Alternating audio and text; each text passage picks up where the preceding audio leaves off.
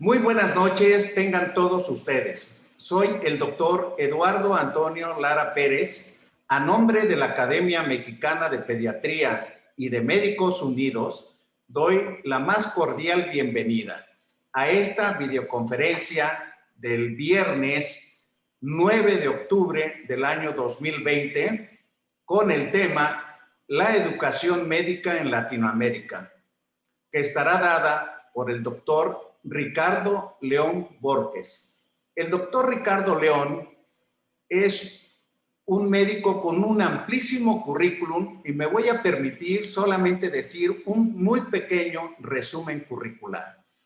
Es médico cirujano egresado de la Universidad Autónoma de Guadalajara. Hizo maestría en ciencias en fisiología de la Universidad Autónoma de Guadalajara y la Universidad de Oklahoma.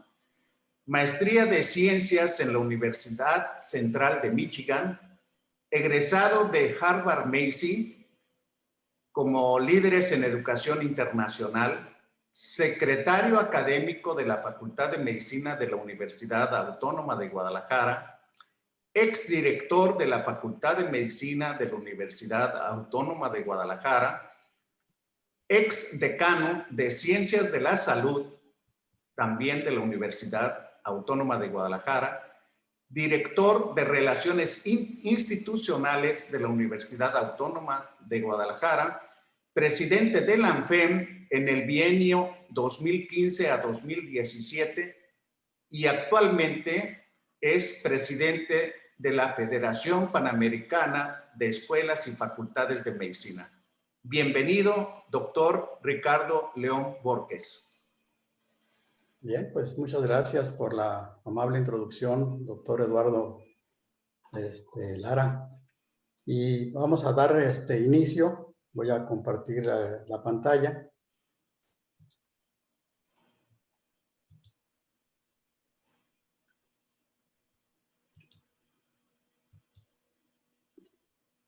Bien. Voy a platicar hoy, el día de hoy, de la educación médica en América Latina. Y quiero agradecer a la Academia Mexicana de Pediatría y a Médicos Unidos por la invitación a través de mi amigo Jorge Sepúlveda, Jorge Adrián Chuck Sepúlveda. Y les voy a platicar una publicación que recientemente salió ahora en este mes de octubre, que hice con mis amigos, el doctor Luis Felipe Abreu y de la UNAM, y el doctor José Francisco García de la Organización Panamericana de la Salud. Pero antes de dar inicio, quiero platicarles tantito de qué se trata la FEPAFEM. La FEPAFEM o PAFAM sería en inglés, ¿sí? Es la Federación Panamericana de Asociaciones de Facultades y Escuelas de Medicina. Es una organización que agrupa las asociaciones de escuelas de medicina del continente americano. Esto significa que venimos desde Canadá y terminamos en Argentina y todos los lugares circunvecinos, como dicen por ahí. Es una organización académica sin fines de lucro que se fundó el 29 de noviembre del 62 en Viña del Mar, Chile. Y fuimos reconocidos por la Organización Mundial de la Salud y la Panamericana de la Salud en 1965. Los orígenes se fueron desde una relación de amigos de los presidentes de las asociaciones colombiana y mexicana, y a partir de ahí se han desarrollado proyectos, se han hecho alianzas estratégicas, proyectos tan importantes, por ejemplo, como la Declaración de Edimburgo, que para los que son educadores médicos tiene significado, pero otra situación interesante es que somos miembros fundadores y regionales de la Federación Mundial de Educación Médica, que es la que representa a todas las regiones del mundo. Más del 70% de las escuelas del continente americano están afiliadas a nosotros, ¿sí? Aquí pueden darse una idea general de la cantidad de escuelas que tenemos. Entonces, alrededor del 36.8% de las escuelas del mundo pertenecen al continente americano. Entonces, tenemos una representación muy fuerte a nivel de la Federación Mundial. Pero entrando al tema, Pues el arribo de la pandemia del COVID-19 a Latinoamérica provocó que las facultades y escuelas de medicina interrumpieran sus actividades abruptamente a mediados de marzo de este año, retando las capacidades institucionales y haciendo evidente las fortalezas y debilidades de cada institución educativa. Mientras más recursos, pues obviamente más fácil fue hacer el cambio, lo que les voy a platicar en unos minutos, mientras que hay escuelas de medicina que con muchas limitaciones, pues les fue muy difícil, pero ya veremos ahorita en unos minutos más. La respuesta en los cursos de pregrado consistió en la migración a las clases de medios virtuales y se interrumpió la asistencia de los alumnos a los hospitales para evitar que se contagiaran y pudiesen propagar el virus en las comunidades. En el caso de los alumnos que se encontraban en el internado de pregrado o en pasantías, estos se suspendieron y las rotaciones clínicas fueron reemplazadas por revisión de casos clínicos por medios digitales. En el posgrado, los médicos residentes permanecieron en los hospitales y mantuvieron cierto grado de actividad teórica y revisión de casos clínicos por Internet. Los residentes ubicados en hospitales COVID suspendieron sus rotaciones clínicas programadas y se concentraron en responder a la pandemia, interrumpiendo las actividades académicas. En algunos países como Chile, los internos de pregrado fueron contratados o se ofrecieron de voluntarios para trabajar en las áreas no COVID. La siguiente exposición tiene como objetivo presentarles un balance crítico de las acciones desplegadas por las facultades y escuelas de medicina de Latinoamérica y el Caribe y postular algunas perspectivas para el desarrollo futuro de la educación médica, intentando que los retos y avances durante la pandemia se transformen en acciones positivas y perdurables. A tal fin, se analizó la literatura publicada en la región de las Américas y se obtuvo información de las asociaciones nacionales de facultades y escuelas de medicina. Además, a través de la FEPAFEM, se organizaron 2 encuentros virtuales bajo el lema Mejores prácticas en la educación médica en tiempos de COVID-19, realizados el 29 de abril y el 2 de julio, respectivamente. En estos 2 seminarios web participaron los presidentes de las asociaciones nacionales de las facultades y escuelas de medicina de Argentina, Bolivia, Chile, Ecuador, Perú, República Dominicana y México, así como los directores de las escuelas de medicina de Costa Rica y Panamá. Aquí podemos darnos una idea de las acciones emprendidas en los países de nuestro continente. Entonces aquí vemos que se implementaron la enseñanza virtual, se suspendieron las prácticas clínicas, como lo había mencionado, en pregrado, lo que llevó a tratar de hacer innovaciones de enseñanza. Solo actividades teóricas en pasantías e internados de pregrado, compra o préstamo de equipos de cómputo a alumnos, incremento de internet de ancha banda, capacitación de alumnos, capacitación de profesores, estudiantes que fueron voluntarios, programas de salud mental, que fue increíble, pero fue necesario, flexibilización en exámenes, publicaciones vastas a nivel de revistas y páginas web, proyectos de investigación científicas para buscar alguna solución a la problemática que estamos viviendo, aceleración del licenciamiento, o sea, hubo países que apresuraron el otorgamiento de licencias para que los médicos se pudieran integrar a los hospitales que estaban atendiendo pacientes COVID, y también el uso de la telemedicina. Esta imagen, desde que la vi, me gustó mucho porque pues aquí esta es una imagen en particular de una docente, donde se ve la situación de la docencia junto a la pandemia, ¿no? Donde están trabajando con las computadoras, impartiendo clases, revisando libros, haciendo la limpieza del hogar, preparando la comida, atendiendo a los niños, ¿no? Entonces esto pues, es la locura, podríamos decir. Pero pues vamos a hacer un análisis de la situación inicial. En una primera fase, las facultades y escuelas de medicina se enfrentaron al reto de mantener su funcionamiento y contribuir a responder a la pandemia. A tal fin se desarrollaron las siguientes actividades, todas ellas apoyadas con las tecnologías de la información y las comunicaciones, las famosas TICs. Primero fue mantener los procesos formativos en licenciatura. Debido a que los estudiantes de licenciatura debieron abandonar los hospitales, se tuvo que migrar la formación hacia las TICs para asumir una educación totalmente digital. Preservar la formación de posgrado. Los médicos residentes permanecieron en los hospitales y en muchos casos fueron reasignados a las áreas COVID, independientemente de la especialidad que estaban cursando. Las actividades académicas se mantuvieron en la mayoría de los casos de manera virtual. Fortalecer la educación continua. Las facultades y escuelas de medicina instrumentaron cursos, webinars, seminarios para actualizar a los médicos en las acciones preventivas y de manejo de los enfermos COVID-19.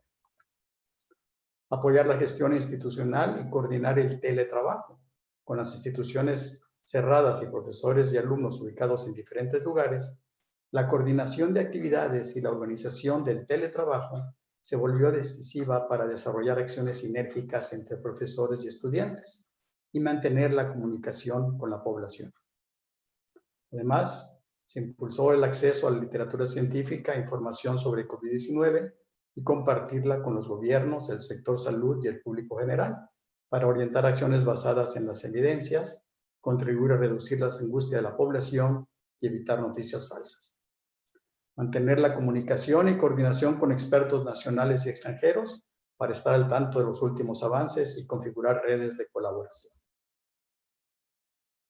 Proyectos de investigación relacionados con COVID-19, tanto de carácter local como participar en estudios multicéntricos internacionales.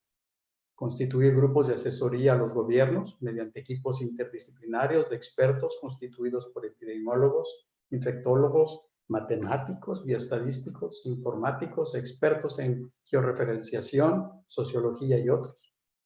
Brindar asistencia médica remota mediante la instalación de centros telefónicos de asistencia, telemedicina y hospitales virtuales. Organizar brigadas de estudiantes voluntarios para fortalecer a las instituciones de salud con la atención de pacientes no COVID-19 y facilitar la continuidad de la atención médica. Cuidar de la salud física y mental de los profesores, estudiantes y trabajadores. Las facultades y escuelas instrumentaron acciones para asistir a su propia comunidad, manteniendo el contacto periódico, estableciendo unidades de apoyo y desarrollando protocolos de actuación en salud mental. Producir equipamiento médico y equipos de protección personal, apoyados por otras entidades universitarias y empresarios. Se produjeron equipos de protección personal e incluso se desarrollaron algunos ventiladores. En la fase actual en que nos encontramos, se han añadido otros dos componentes de enorme relevancia. El primero es el retorno a las aulas y a las prácticas clínicas. Gran parte del esfuerzo presente se dirige a organizar el retorno a las actividades presenciales, elaborando manuales de estándares que incluyen el uso de mascarillas, la higiene de manos, el mantener el distanciamiento mínimo entre personas o aspectos tales como la ventilación. Algunas instituciones proponen la asistencia de los estudiantes a las aulas y laboratorios en días alternos para disminuir la densidad de población en sus instalaciones. En el caso de los alumnos de los ciclos de formación clínica, internado o pasantía, se postula, además de lo ya mencionado, la necesidad de dotarlos de equipos de protección personal. En general, el sector salud pidió inicialmente retirar a los estudiantes internos y pasantes de los campos clínicos. Actualmente existe una tendencia a incorporarlos a la atención de pacientes en la medida que el personal médico en activo se ha enfermado y desgastado con la pandemia y existe necesidad de refuerzos.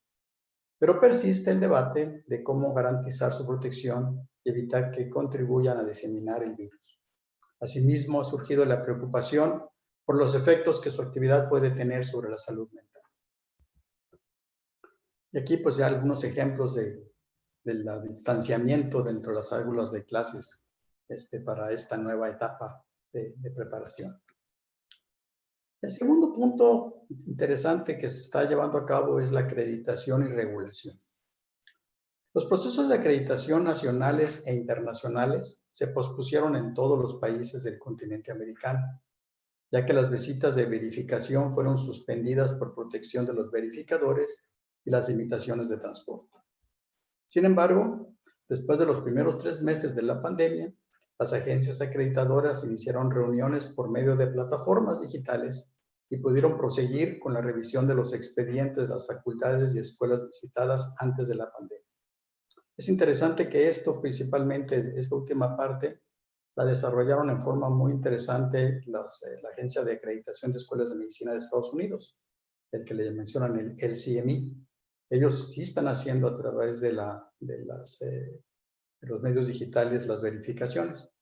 Sin embargo, hace un par de semanas fue la reunión de la Federación Mundial, y la Federación Mundial, que hace la acreditación de las agencias acreditadoras internacionales, determinó que no va a hacer ninguna revisión virtual, sino que va a esperarse hasta que se pueda hacer en forma presencial la acreditación. Entonces, para las escuelas de medicina, el ser acreditado tiene una gran trascendencia y valor en cuanto al prestigio de las instituciones educativas, así como para la posibilidad de poder internacionalizar a sus alumnos hacia el exterior. Los organismos acreditadores de algunos países se han percatado que la pandemia durará más de 1 año y medio, y en ese periodo será necesario verificar y, en su caso, acreditar a muchas instituciones formadoras de médicos, y por ello han iniciado la revisión de los estándares y los procesos de verificación para que estos se puedan realizar totalmente por medios digitales. Pero, como les mencioné, esto está en proceso. Para la migración de emergencia a la educación virtual, éxitos y limitaciones. Algunos autores han calificado la actual migración hacia la virtualidad como una educación remota de emergencia, la cual involucra el uso de una enseñanza totalmente remota como una solución a la instrucción que de otra forma sería totalmente impartida cara a cara, o como un curso mixto o híbrido, y que regresará a ese formato toda vez que la crisis o emergencia haya transcurrido. Para que los avances obtenidos sean sostenibles, se precisarán soluciones creativas e innovadoras, especialmente para solucionar las brechas digitales y apoyar a los estudiantes y a las comunidades con recursos limitados. Además, esta necesidad inmediata se ha enfocado en crear la mayor cantidad posible de cursos en línea, en mantener el contacto con los estudiantes y transmitir información, haciendo que la calidad haya pasado a un segundo plano.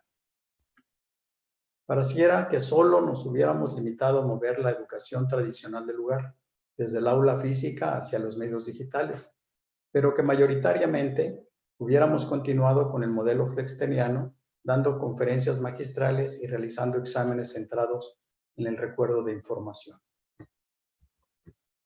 Es importante reconocer que la transferencia del sistema educativo del pasado a los medios virtuales del presente no constituye una innovación educativa plena y puede generar un permanente rechazo al verdadero cambio que se necesita. En consecuencia, tenemos la obligación ética de impulsar la transformación de fondo de la educación médica y de la educación de profesionales de la salud con un nuevo dinamismo. En este contexto, es importante considerar lo que la educación remota de emergencia ha supuesto durante la pandemia para muchos profesores y estudiantes de nuestra región.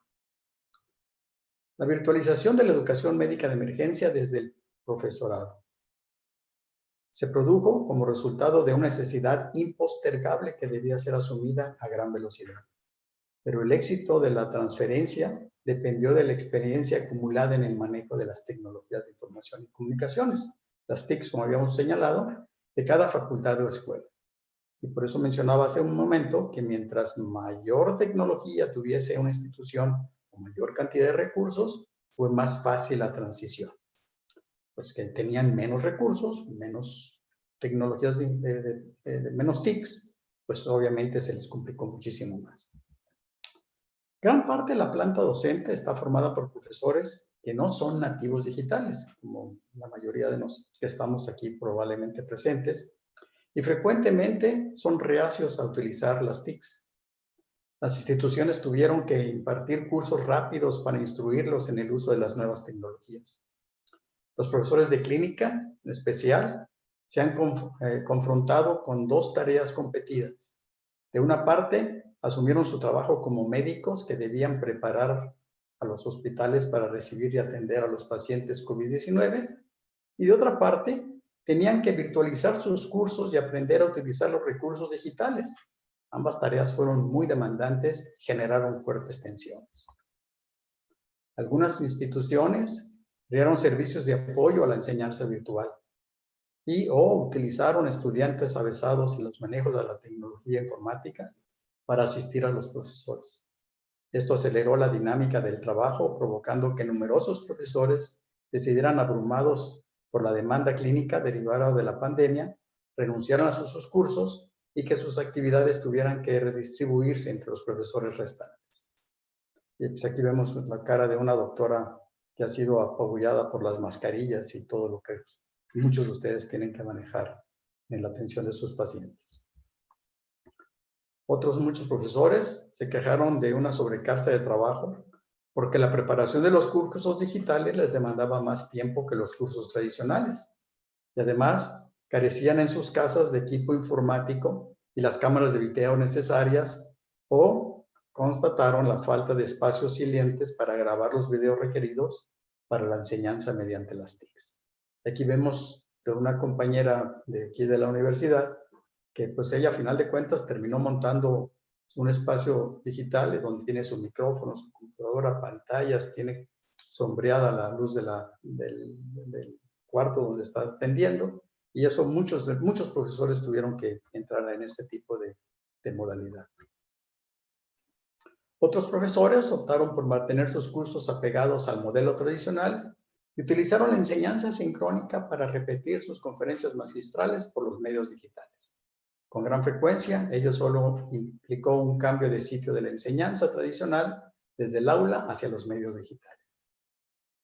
Por otra parte, los estudiantes también han referido obstáculos a la migración digital. Entre otros, conexión a Internet con ancho de banda insuficiente. Aunque algunas instituciones promovieron acuerdos especiales con las empresas proveedores de Internet, muchos alumnos que procedían del medio rural o de comunidades vulnerables regresaron a sus hogares con deficiente conectividad. Numerosos estudiantes han denunciado la carencia de equipos informáticos para continuar sus estudios en forma virtual.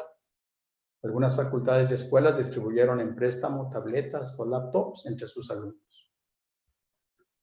Los estudiantes también refirieron otros problemas como falta de espacios adecuados en el hogar para estudiar, hacinamiento y dificultad para concentrarse, competencia con sus hermanos por las computadoras o tabletas, sobrecarga de trabajo y ansiedad. Cabe notar que un importante número de universidades de la región han creado unidades de salud mental para apoyar a todo su personal. Entonces, pues esta imagen pues también nos revela qué es lo que está sucediendo con los estudiantes. Conforme la crisis económica se profundice, muchos estudiantes de estratos económicos menos favorecidos reconocen que carecerán de los recursos para continuar estudiando o que deberán buscar empleo para contribuir al ingreso familiar. Esto podría agravar la deserción escolar y la disponibilidad de residentes y personal de salud en un momento crítico. Será necesario impulsar un sistema de becas y apoyos a las familias para que los estudiantes provenientes de sectores marginados prosigan sus estudios. En muchos ámbitos, son precisamente estos alumnos los que están mejor capacitados para entender y vincularse con la atención a la salud de los sectores marginados y para impulsar la atención primaria en salud. Y esto es muy importante, la atención primaria en salud, que lo veremos en unos minutos más. No debemos confundir una migración apresurada con un alto grado de improvisación hacia las TICs como una auténtica innovación educativa. Sin embargo, frente a la amenaza de la suspensión total de actividades motivadas por la pandemia, el haber logrado mantener la actividad educativa por medio de las TICs debe considerarse un éxito temporal producido a través de un notable esfuerzo personal y colectivo. Educación médica y la nueva normalidad. La nueva normalidad debería servirnos para revisar las lecciones aprendidas de la pandemia e iniciar una revisión profunda de la formación de médicos y profesionales de la salud. La educación médica no puede limitarse a producir recursos humanos de manera crítica y mecánica. La pandemia nos ha demostrado que afecta más a los pobres y que los sistemas de salud deben transformarse para actuar en los ambientes donde las personas interactúan cotidianamente con su entorno y entre sí. No será posible limitar la propagación de una pandemia sin identificar casos y contactos en el seno de la comunidad y sin desarrollar una atención temprana e intradomiciliaria de los enfermos para prevenir complicaciones e internamientos, y cuando son necesarios realizarlos a tiempo para evitar la mortalidad. Corresponde a las facultades y escuelas de medicina funcionar como centros intelectivos en salud y asumir, junto a la necesidad de la salud biológica, la salud mental y el bienestar social, contemplando junto a los determinantes sociales, los determinantes morales y éticos de la salud. Todo ello debería traducirse en una mejor misión social, explícita de las instituciones formadoras de profesionales de la salud. Llevar la salud a los sectores marginados implica construir liderazgos internos en las comunidades, y parte de este proceso precisa formar como profesionales de la salud a los jóvenes provenientes de las comunidades subatendidas, quienes tendrían mayor compromiso con sus comunidades, conocen mejor los entornos culturales y pueden transformarse en líderes naturales. La misión social de la educación médica debería ser doble: impulsar la salud de la sociedad en un conjunto, con énfasis en los determinantes sociales de la salud, en la reducción de las inequidades, en la promoción de la diversidad, el uso responsable de los recursos y las comunidades subatendidas mediante la participación comunitaria. Paralelamente, comprometerse con la formación de los estudiantes provenientes de los sectores menos favorecidos, combatiendo el racismo estructural y la discriminación, resolviendo las brechas digitales, ubicando a los estudiantes en riesgo de abandono o brindando apoyo personalizado como mentores individuales y cursos compensatorios, e incrementando su capital cultural. Estas acciones retribuirían a hacer visible lo invisible para comenzar a actuar. Otro aspecto para destacar durante la fase inicial de la pandemia COVID-19 ha sido el alud de publicaciones narrando los ajustes de emergencia realizados en la educación médica. Estas publicaciones han sido muy útiles para intercambiar experiencias y procedimientos en la fase inicial de la pandemia, pero ahora es necesario impulsar la innovación e investigación educativa, la misión social de las facultades y escuelas de medicina, el análisis crítico de los sistemas de salud y el impulso a la atención primaria de la salud. Ahora, existen unas preguntas de investigación relevantes en el contexto latinoamericano. Estas serían: ¿cómo transitar de los currículos prescriptivos diseñados para formar buenos repetidores a sus currículums abiertos y dinámicos para formar aprendices adaptativos que sean agentes del cambio? ¿Cómo instrumentar la educación orientada por competencias abiertas y dinámicas para formar médicos dotados de pensamiento crítico y capacidad de aprender a lo largo y ancho de la vida? ¿Cómo formar médicos en el pensamiento complejo para que tengan la capacidad de entender e incidir en las complejas realidades latinoamericanas? ¿Cómo utilizar la educación virtual para impulsar el desarrollo de los entornos personales de aprendizaje, personal learning environments, que impulsen la crítica y empoderen con el conocimiento avezado a los futuros médicos? ¿Cómo desarrollar una educación virtual que utilice el aprendizaje perceptual y adaptativo, Adaptive and Perceptual Learning, como acelerar el desarrollo de la pericia clínica? ¿Cómo desarrollar una educación interdisciplinaria que articule diferentes profesionales de la salud para formar equipos de trabajo funcionales, dinámicos y adaptativos? ¿Cómo las facultades y escuelas de medicina pueden mejorar su responsabilidad social para mejorar la respuesta social frente a la enfermedad? ¿Cómo las instituciones de educación superior pueden impulsar el desarrollo de una nueva atención primaria en salud, capaces de contender con problemas complejos en el seno de la comunidad, considerando desde lo molecular hasta lo social y ambiental, utilizando las nuevas tecnologías y la telesalud? ¿Cómo constituir equipos de trabajo con un alto nivel de profesionalismo, apoyo mutuo y compromiso social? cómo impulsar una educación médica más equitativa que favorezca el ingreso y la formación de alto nivel de jóvenes provenientes de los estratos menos favorecidos. Esas preguntas pues son preguntas con las que estamos trabajando actualmente ya en la FEPAFEM. Tenemos una reunión el próximo mes, no es cierto, a final de este mes, donde nos juntaremos todas las asociaciones y trataremos de dar respuestas en esta planeación para ver de qué forma podemos incidir en modificar lo que actualmente hemos estado haciendo en nuestras escuelas.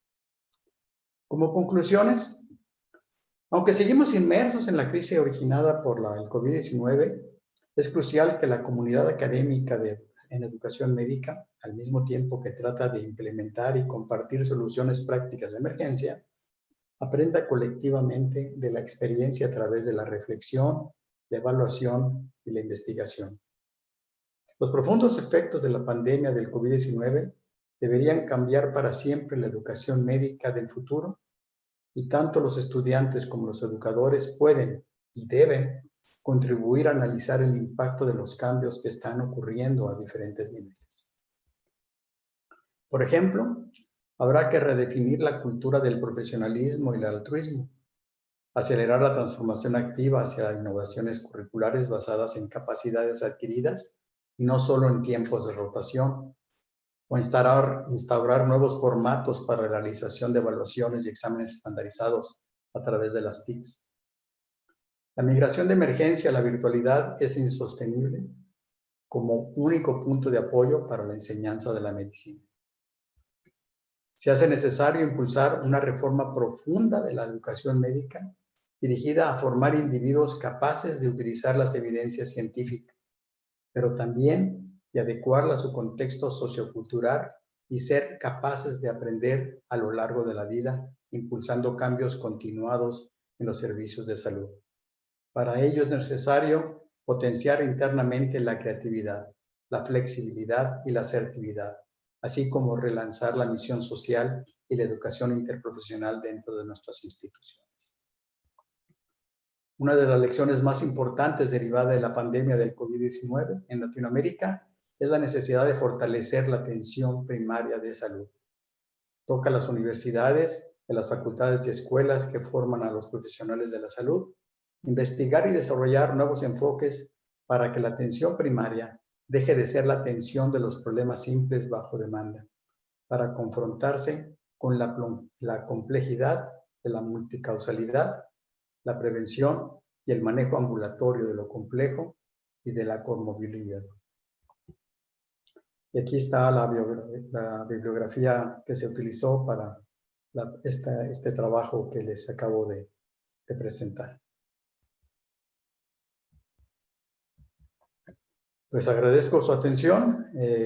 Aquí está mi correo electrónico, el cual, si tienen alguna duda posterior a la presentación, con todo mucho gusto estaré dispuesto a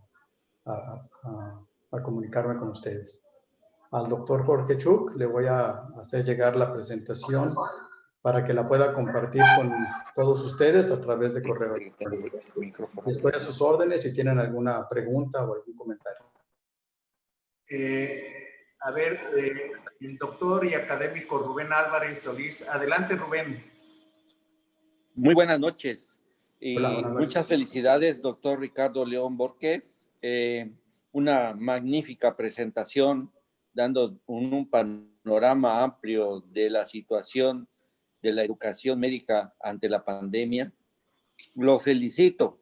Muchas gracias por su conferencia. Yo quería hacer mi aporte.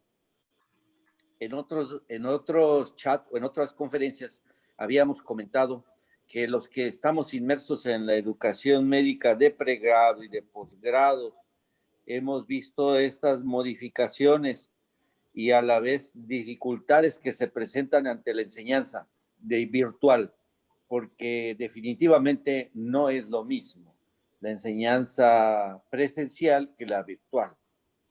Y realmente nos pesa, porque eso es muy poco el control que se puede tener del grupo es muy poco el control que se puede tener de la atención de los jóvenes de pregrado para mantener la clase.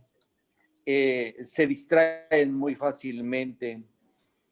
Hay la oportunidad o la opción de que tengan el video abierto, pues lo cierran, lo apagan, porque están haciendo otras cosas, no son atender a la clase. Entonces, pienso que es muy difícil. Muy pocos alumnos que de verdad tienen interés son los que están atentos, que están pendientes. Y aunque haya bullicio en su casa, aunque esté el perro ladrando, están atentos y están pendientes sin necesidad de que tengan la cámara prendida. Pero son muy pocos, contados con la mano. Entonces, realmente la educación virtual es difícil. Inclusive en posgrado, nosotros en nuestro hospital estamos dando clases virtuales de pediatría y cirugía pediátrica por pláticas de Zoom. Y sucede lo mismo. Todos los muchachos apagan su cámara y es curioso porque les haces una pregunta y lo prenden y están, adviertes que no están pendientes de la clase, independientemente de quién la dé o independientemente de que esté interesante o no. Entonces se relaja mucho la atención en esto de la comunicación virtual. Entonces, pues, he visto otros grupos de Zoom, de pláticas de otro tipo, de física o de otras tendencias, otros grupos, ¿verdad? O sociedades, donde todos estén prendida su cámara. Y yo digo, eso es muy bonito porque se ve que tienen atención e interés en lo que uno está diciendo, aunque sea un alumno, pero lo está disfrutando. Pero no que tengan todos apagadas la cámara porque pues entonces ya se vuelve como que estoy haciendo un soliloquio. Entonces, se ha dificultado los exámenes virtuales, ¿verdad? Los puede hacer uno por computadora.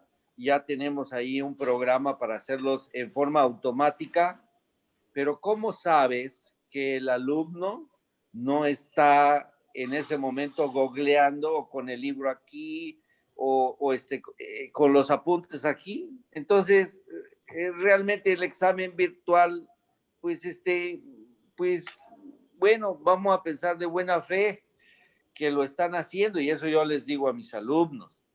Yo les voy a creer, pero sean sinceros con ustedes mismos, porque si no, no sirve lo que estamos haciendo. Realmente hay ciertas dificultades. Yo he aprendido mucho con su conferencia, doctor Ricardo León Borges, la verdad, maravilloso. Y espero que muchos de los conceptos que usted mencionó sean pensados, meditados y puestos en práctica para la mejoría de esta educación que estamos llevando en esta pandemia. Muchas gracias. Muchas gracias por el comentario. Gracias, Rubén, por tu comentario. Parte de lo que dijiste es como una invitación a que los demás asistentes a la sala abran su video. Exacto. Si abran su video, por favor.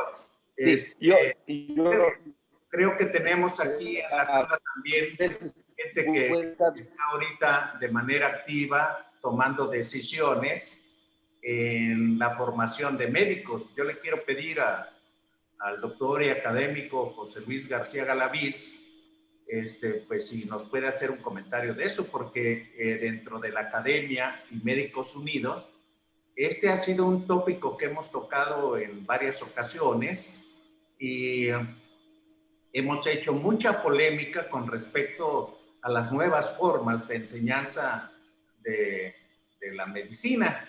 Entonces, en lo que se decide, José Luis, a ver, Jorge, creo que tú levantaste la mano. Adelante. Sí, bueno, pues felicidades también, me gustó mucho la plática. Y yo quería preguntarte en relación a toda la experiencia que tienes dentro de lo que es la educación médica. Mencionabas que no todas las instituciones cuentan con el equipo para impartir las clases, la práctica, aunque sea de forma virtual, ¿consideras tú que pudiera haber la situación en que hubiese escuelas o facultades de medicina que tuvieran que cancelar la educación médica como tal, a la que habían estado sujetos, dando pues toda esta problemática que se ha dado? Porque definitivamente yo creo que todos los que estamos aquí presentes, que cursamos por la Facultad de Medicina, siempre fue en cuestiones presenciales y particularmente con el paciente. Yo sigo pensando que gran parte de lo que uno aprende de medicina es frente al paciente. Claro, lo que uno lee, lo que uno estudia, todo eso, pues también ayuda, por supuesto, pero realmente el aprendizaje es con el paciente, estando ahí con él. Sí, mira, ahorita pues ahorita la mayoría de las escuelas que van a reingresar a sus actividades, están en el proceso de ver si abren o de a tiro tienen que cerrar. En particular, por ejemplo, yo estuve cercano a la Universidad Autónoma de Guerrero, y en la Universidad Autónoma de Guerrero tienen una dificultad de mucha falta de recursos. Y no nada más por parte de la escuela, sino también por todos los alumnos. Entonces, el que puedan tener los equipos que tú señalas, pues obviamente se les dificulta enormemente. Todavía no nos han dicho si va a cerrar alguna escuela, no hemos tenido noticias ni en México ni en Latinoamérica, pero todo el mundo hace su mejor esfuerzo. Y mucha de la enseñanza, aunque parezca mentira, pero la están apoyando en teléfonos celulares.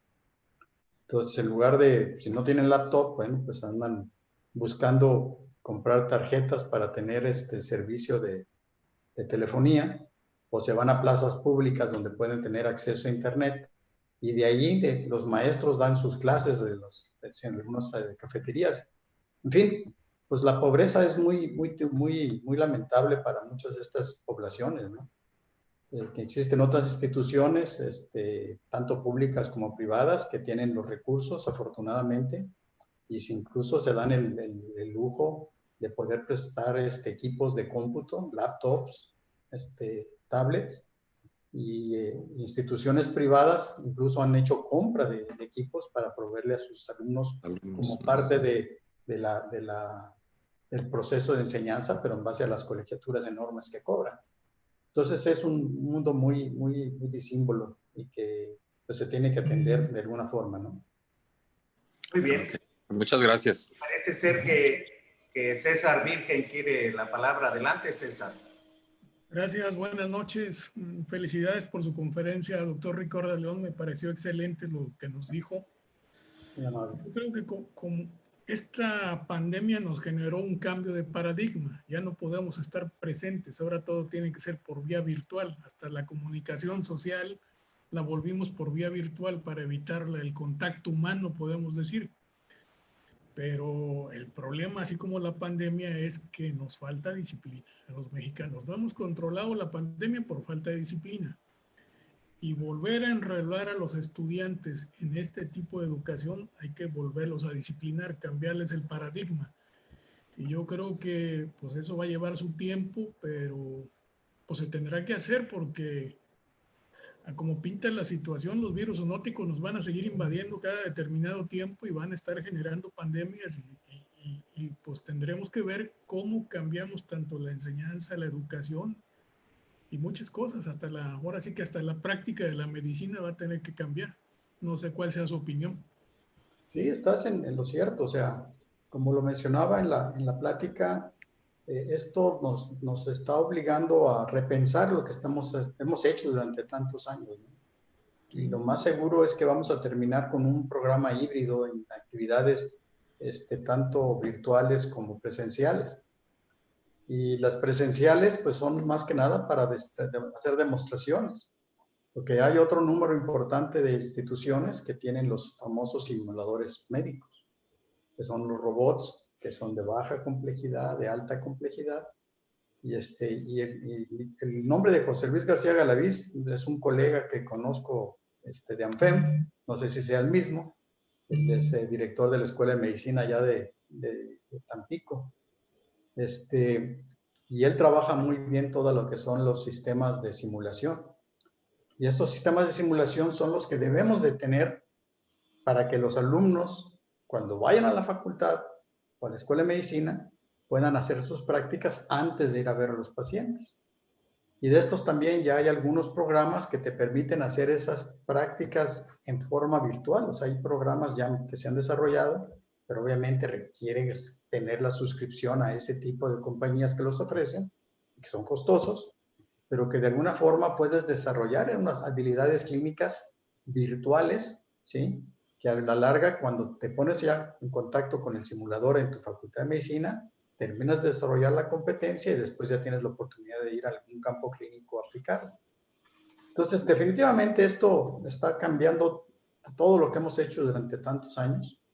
Los que han dado clases, como el doctor Álvarez, que nos mencionaba que es profesor en la Universidad de Veracruz, pues ya estás acostumbrado, das tu clase y vámonos y platicas con los muchachos y ya a lo que sigue. Y ahorita ya con esto de la virtualidad, pues hay que aconsejarlos, te llegan correos electrónicos, te mandan preguntas, aplica los exámenes como mencionaba, o sea, son exámenes que a lo mejor te están haciendo trampa. Hay ya sistemas también que te permiten evitar las trampas, que son mediante monitoreo de 2 cámaras. Entonces pones el celular de un lado, ¿sí? Y lo pones en FaceTime y estás viendo al estudiante contestando su examen en la computadora. Entonces los profesores y las personas que están ayudando a los profesores te ven al estudiante respondiendo el examen y con el FaceTime asegurándose que no esté copiando. Entonces ya están empezando a salir un montón de nuevas tecnologías y nuevos sistemas para tratar de evitar que haya trampas y que la cosa sea lo más adecuado posible. Y esperemos que pues al próximo semestre vamos a tener diferentes cosas, seguramente con lo que vamos a aprender en este semestre que viene, ¿sí? Así que en enero probablemente vamos a tener cosas muy diferentes de lo que estamos empezando en este semestre. Son tiempos muy, muy padres de estar viviendo porque vamos a cambiar muchas cosas de lo que hacíamos a lo que estamos haciendo. Creo que está levantando la mano el doctor Álvarez. Definitivamente que hay muchos comentarios y muchas inquietudes. Adelante, Rubén. Muchas gracias de nuevo y disculpen la toma de la voz de nuevo, pero esta semana me ocurrió un fenómeno muy especial. Resulta que el gobierno suspendió las actividades escolares por inundación. Yo trabajo en una universidad privada y entonces los alumnos, estoy en licenciatura de medicina, los alumnos felices porque se suspendió las conferencias virtuales, pero digo yo, ¿qué afecta una cosa con otra? No tiene nada que ver. Entonces, como si fuera suspensión de clases física, ellos felices porque se suspendieron la semana, toda la semana se suspendieron las clases. Yo preocupado porque no vamos a alcanzar a ver todo en el semestre, la unidad que tenemos, y estoy dando inmunología, una materia bien difícil. Entonces, y me la suspenden completamente, pero los alumnos felices de la vida. No obstante, mantengo comunicación y por ahí hay un video de una doctora, creo que desde el Subirán, que mandó sobre la inmunología del COVID y se los mandé. Pues no hubo protestar, oiga, si estamos de vacaciones, o sea, si está prohibido mandar videos. Yo nada más, por si lo quieren ver, o sea, no es obligatorio. Véanlo como una hobby. Bueno, y entonces, no sé, pero bueno, no sé si tiene usted algún comentario sobre esas cosas que pasan. Uno que como maestro lo vive. Pues vamos a pensar bien de la universidad. Vamos a decir que se le inundaron los servidores donde transmitían todas las clases y por eso no pudieron darlas y por eso suspendieron. Pero es una teoría nada más. Parece ser que nuevamente Jorge Chu quiere la palabra. A ver, Jorge. Perdón, no, lo que pasa es que había levantado la mano ahí, pero ya Muy bien. Hay que quitarlo, pero no. Gracias. José Luis García Galaviz hizo un comentario, no sé si lo quieras hacer de viva voz.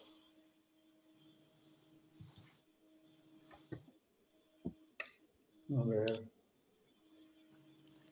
Creo que tiene problemas con su micrófono, con el sonido, algo así. A ver. Mandó ahí un mensaje.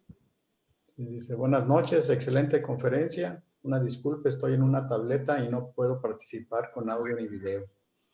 La virtualización de la educación médica en este momento, la única forma actual de lograr aprendizaje, requiere de un gran compromiso de docentes y alumnos y de las instituciones educativas. No puedo activar el micrófono, es una pena.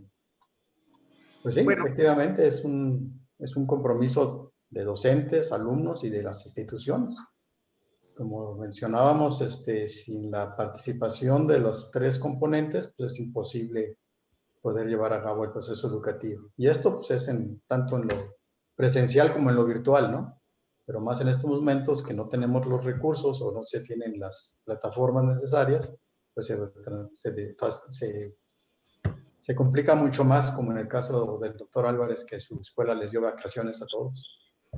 Bien, yo quiero aprovechar que está usted aquí porque hemos tocado este tema en varias ocasiones, desde varias perspectivas. Y al parecer, y así lo entiendo, los problemas operativos que ha traído ahorita la pandemia, pues estamos tratando de resolverlos, cada quien a la medida de sus posibilidades. Pero a mí me gustaría que ahondáramos un poco más en la cuestión filosófica, porque deberíamos de preguntarnos, ¿estamos creando las escuelas de medicina a los médicos que se necesitan? O sea, estamos creando médicos de primer contacto para promover la salud, para la atención primaria, porque esta pandemia, dentro de las cosas que nos ha demostrado, es una gran vulnerabilidad y se le ha apostado a la atención de una pandemia con los recursos hospitalarios y de alta tecnología. Y entonces tal pareciera que no existe ni el primer contacto, que estamos totalmente ignorantes acerca de las medidas de contención y de atención primaria, que en cierta forma hubieran cambiado el curso, porque se ha visto en otros países que han hecho esto, lo exitoso que ha sido en el manejo de la pandemia.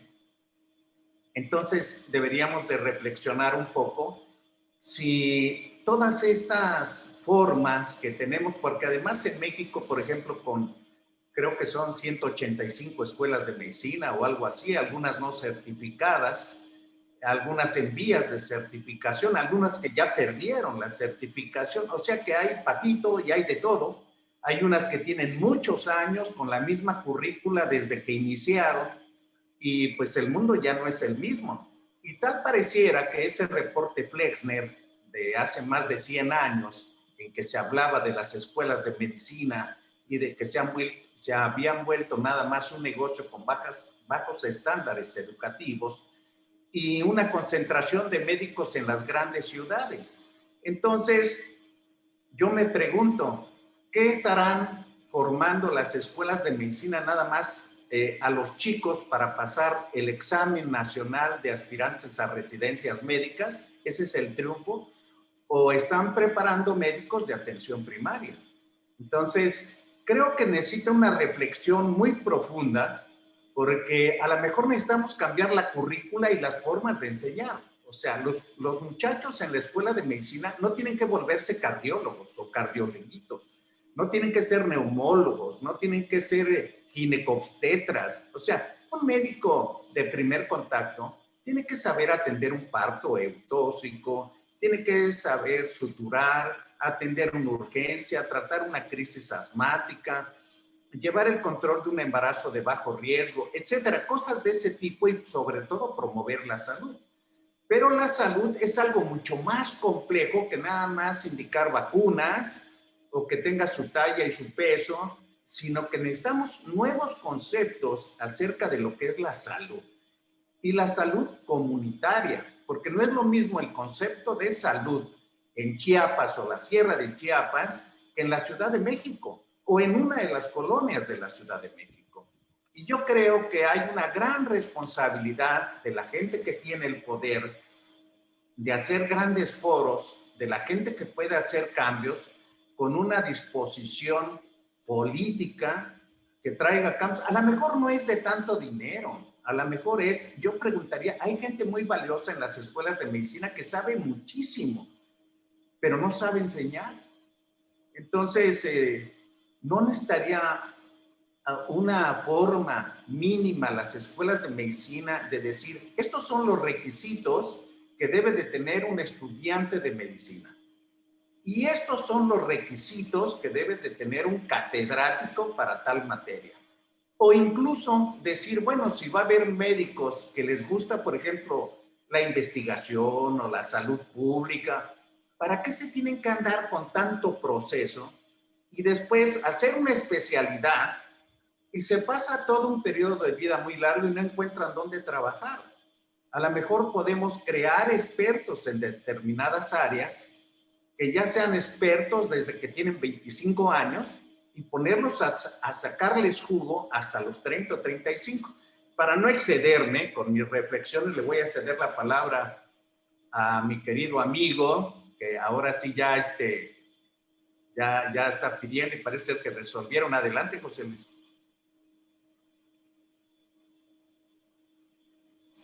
No se oye. No se oye, José Luis. Creo que tiene que... Estás habilitado en tu micrófono, pero... Pero como que no funciona su micrófono. Sí, es una cuestión ahí con su... Técnica. Bueno, entonces ya habíamos tratado esto en otras ocasiones aquí dentro de las pláticas de café, las videoconferencias, los foros de opinión. Y yo creo que se necesita ante esta pandemia la vulnerabilidad que tenemos todos los médicos acerca de cosas muy básicas, de higiene, de protección, de lo que es la salud comunitaria, de cómo se hace una contención, cómo se investigan los contactos, y en fin, se me ocurren una serie de cosas de las formas que el gobierno tiene que cambiar la filosofía de destinar recursos apostándole exclusivamente a la medicina hospitalaria y de especialidad, creyendo que con eso se van a resolver problemas, y los problemas de México son de primer contacto, problemas de la nutrición, problemas de asma, problemas respiratorios, infecciones respiratorias, que es un fracaso cuando llegan al hospital. Entonces yo creo que a lo mejor tenemos muchísima tarea por delante, pero de nada hubiera servido estas reflexiones o esta pandemia si no hay cambios. Tenemos que hacer cambios. A lo mejor no son los mejores o los ideales, pero no podemos seguir igual. No podemos seguir enseñando de la misma manera. Tenemos que buscar las mejores formas para lograr que haya un impacto real de no mostrar tanta vulnerabilidad. No sé usted qué piensa, doctor León. No, pues totalmente de acuerdo con usted. Dentro de la plática le señalaba que es el momento de hacer los cambios correspondientes, porque esta pandemia nos ha expuesto a todas las escuelas de medicina de todas las carencias que tenemos. Y la atención primaria en salud se ha transformado en una necesidad muy real, pero no en la atención primaria de salud que se desarrolló cuando nosotros entrábamos a la escuela de medicina, ya por los 70, sino que tiene que ser no, la de los famosos médicos descalzos. Ahorita tenemos que hacer una atención primaria en salud que se apoye en la tecnología, que se apoye en los celulares, que nos puedan mandar las señales de la glicemia del paciente, de la presión arterial, de la oxigenometría que tiene, en fin. Hay muchos factores que ya se pueden hacer a través de telesalud. Y estos médicos tienen que tener la capacidad de involucrarse perfectamente bien en el entorno donde están localizados.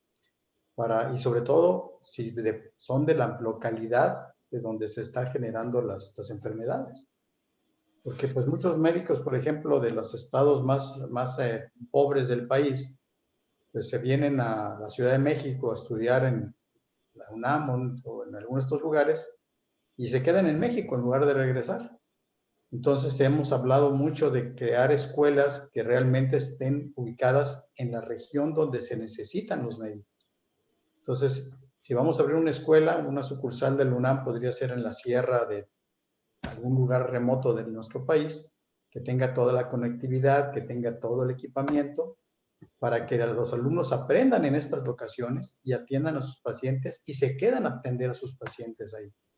Y que tengan los hospitales diseñados para las atenciones de esas comunidades. Entonces aquí tenemos un trabajo y que hemos estado tratando de resolverlo, que es porque en principio, en el caso particular de México, que a mí me tocó como presidente de ANFEM tratar de buscar lo más posible, es el intercambio de ideas con la Secretaría de Salud.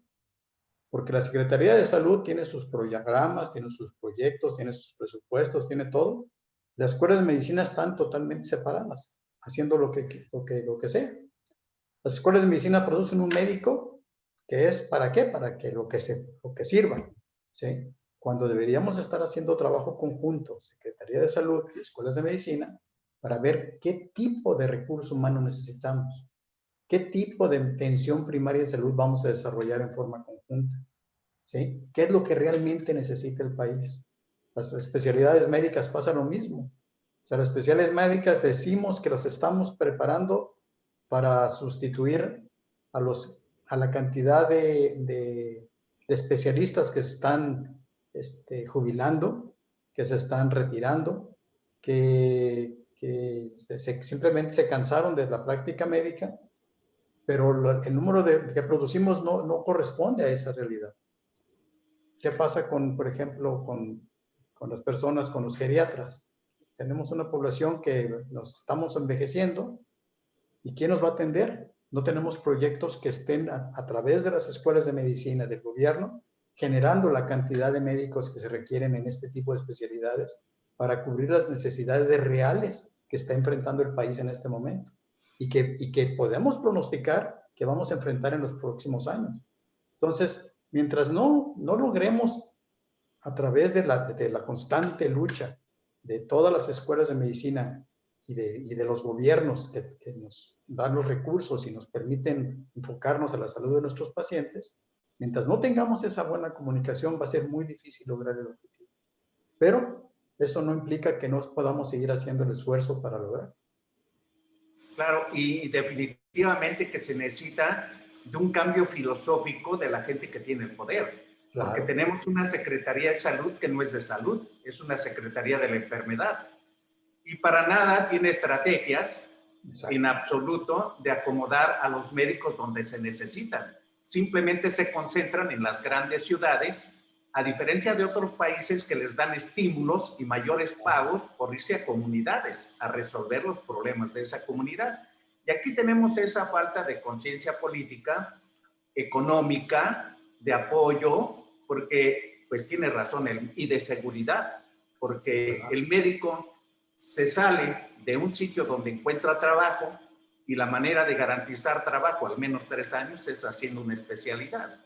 Y si se queda como médico general, no le va a dar no más que le van a dar trabajo en las farmacias de similares o con el doctor Simi o en cualquier otra. Esa es otra desgracia. De frustraciones profesionales, económicas, etcétera. Entonces, realmente es un problema muy serio, pero muy serio porque tenemos gente que ha tomado decisiones que no tiene la menor idea o preguntar, ¿verdad?, a la gente que ya tiene una idea muy clara y de cómo podemos llegar a eso. Por ejemplo, hay países como Canadá que las universidades no aceptan más alumnos de los que salen, porque cuando salen los muchachos de la universidad ya tienen trabajo todos.